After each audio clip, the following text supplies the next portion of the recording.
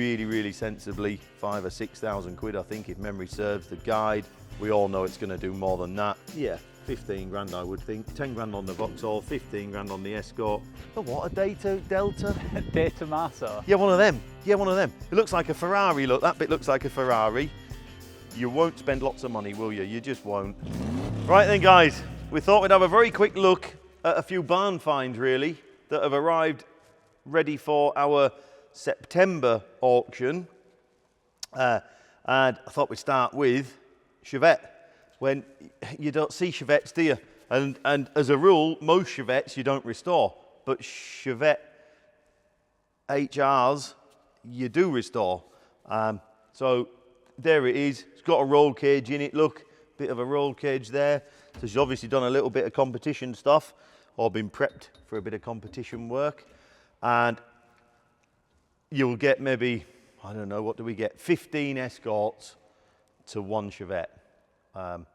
You know, so a very worthy project for somebody. Guided really sensibly, 5,000 or 6,000 quid, I think, if memory serves. The guide, we all know it's going to do more than that. It just will do more than that. It should do double that, shouldn't it? It's not rotten. All right, there's a little bit of corrosion, we all know that. It looks worse than it is. It's one of them cars, steam clean it off, and it'll look a lot better. It honestly will. So, loads of bits inside, look, screen, door cards, you name it, it's in there. Lots of bits and pieces. Very worthy project for you. And actually won't want as much as you first think. It really won't. So that's going to be really interesting. Keep an eye on that and see what it achieves and where it goes and what it's then used for. I think that'll be brilliant. I'll have to see the thing as it goes through its stages, really. I think it's great. So there you go. So that's probably, dare I say, one of my favourites in this auction, I think, just because you don't see them. And then, as usual, got an Escort. As I say, we probably get, I bet we get 10 Escorts anyway to one Vauxhall. There she is, look, somebody's started and stalled. It still wants a lot of work, But, same again, it's not rotten as a pair. A lot of the work has been done, been started anyway. And again, it guided about 7 or 8 grand, I think, somewhere there. Again, not silly money, really, when you think of what they are done. You know, Vauxhall there looking nice is going to do what, 20, 25? Escort looking nice, much the same sort of money, really. So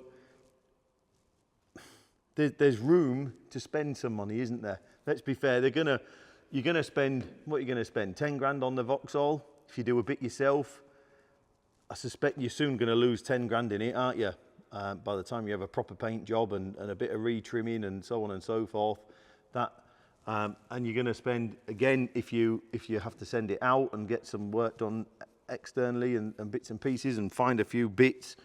Easier to find bits for an Escort than they are Vauxhall, of course, but you're going to end up spending, what, 15 grand on this, aren't you? Somewhere there, probably a little bit more, really.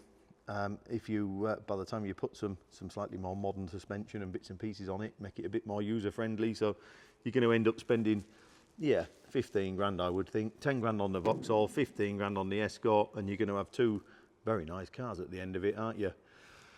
Depending, of course, on what you have to pay for them to purchase. Same old thing, we all know restorations don't pay if you are sending them out. If you are doing them in-house, it's not the end of the world, is it? You know, I know labour, you know, whether you do it yourself or send it out to be done, if it's a labour of love, as we all say, it doesn't matter how long it takes you, does it? But if you are relying upon professionals, then they charge for it, don't they? Simple as that. And that's where the lion's share of the money goes, to be honest, not in parts and so on, not in these cars anyway.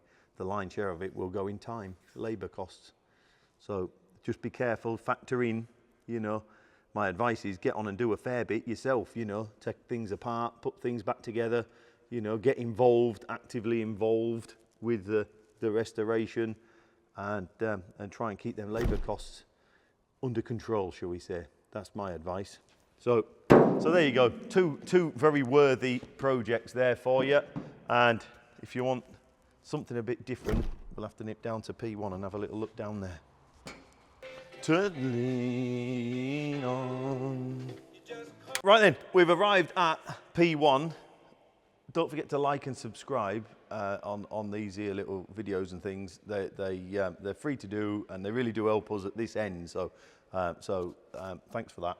And on to Jensen Healey Interceptor. Now, we went and pulled this out of a garage up in town, in all fairness, up in Pickering. Guy we dealt with for years and years and years and years, and he took it apart. I think he said about 2013, somewhere there. And I said, Pete, why did you strip it? Why? And he said, I wanted to do a proper job. And he wanted to put it back to its original colour, which was that bright orange, effectively. And he said, I wanted it right. I said, yeah, but you took the whole thing apart, everything. He said, I know, I wanted it right. I said, and then you've forgotten where it all goes, and now someone else has got to do it. And he laughed, and he said, not so much that, but he just ran out of steam with it, really. And this happens so many times. So I'm going to tell you something now. Don't take them apart to that degree, because you get everything off and everything squirreled away in the garage and all the rest of it, and then your art just bottoms, and you think, oh, God, why did I do all that? You know, don't go to that degree. If you're going to that degree, send it out and let somebody else do it and spend a lot of money. Anyway, Jensen Interceptor will be a fabulous car when it's done. Engine's there, gearbox is there, fuel tank's there, back axle's there, trim and bits and pieces, you name it, seats are here, look, glass, etc. I'm sure he's going to find another box of bits later on in the week and bring them down. But as far as he's aware, we've got everything, even down to bits of carpet, all labelled up, look, rear wheel arch, outer, right hand, upper, ready for a template to make a new carpet. You know, just ring Woolies up and they'll just send you a set of carpets off the shelf. They already have all that, don't worry about that. So, so a fabulous project for the next guy, but you are going to spend a lot of money on it. So the car, I think, is 2,000, 3,000, 4,000 quid. A couple of grand will buy the car, I'll tell you that for nothing. It's not going home, he doesn't want it back. I aren't taking it back. We ended up going around with a forklift to lift it out. So luckily it was just in town, otherwise that would have been a mess of a day, wouldn't it, or a week.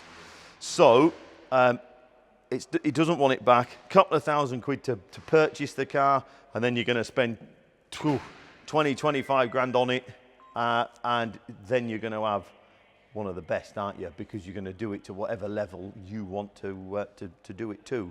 So very, very worthy project, but very expensive project. But again, you've got end value. You've got a 25, 30,000 pound car at the end of it. So, you know, it would cost you the same to restore that as that. You know, that's worth 5,500 quid at the end of the day. That's worth 25. So it doesn't take a lot of working out, does it? Don't restore them. Give them a coat of paint. Restore them. We've got some more outside. And on to, so we've come outside, Alfa, which again, it's actually not too bad for an Alfa. It's actually not too bad. 3 grandish, somewhere there. It's not silly money. Door handle's broke, look. It's not silly money for an Alfa, 2600 Alfa. And not actually that bad. Alfa got a dreadful reputation for being a bit rusty. Oh, nearly got you. And this one actually isn't too bad. Look under there. Better than you would expect. A lot better than you would expect. Kept very well. That's a good project for you, that. Brilliant project. And then your next project, don't know whether that's doing any good on there, but anyway, it was on there, so we'll put it back up. There you go. Next one. What, a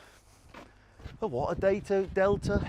Tomaso. Yeah, one of them. Yeah, one of them. It looks like a Ferrari, look. That bit looks like a Ferrari.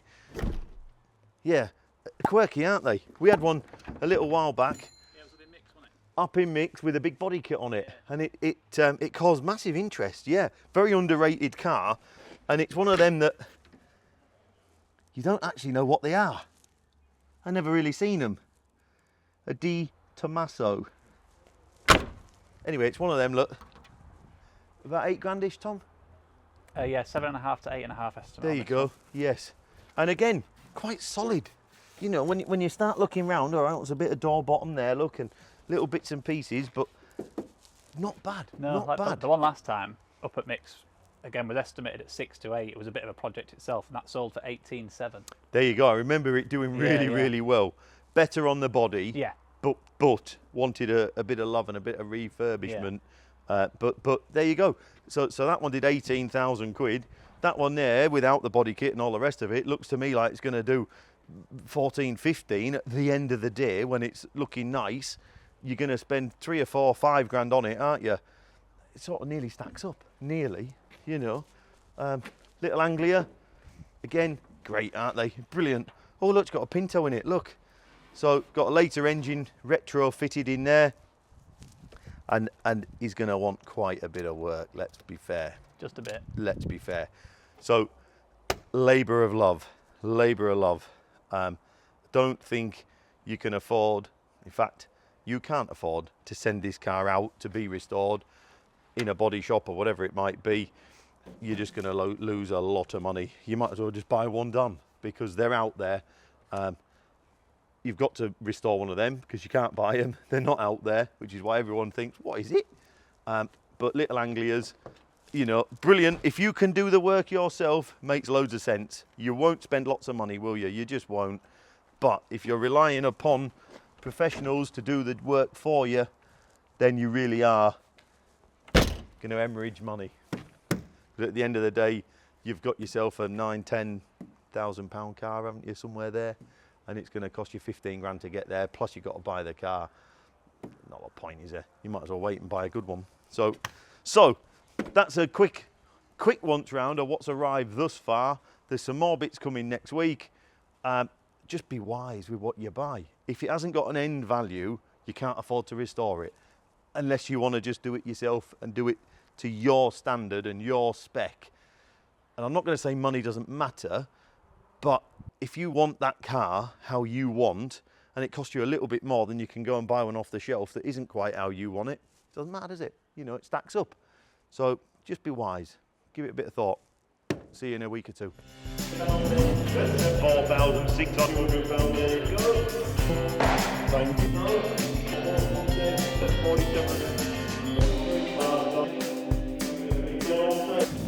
That you will.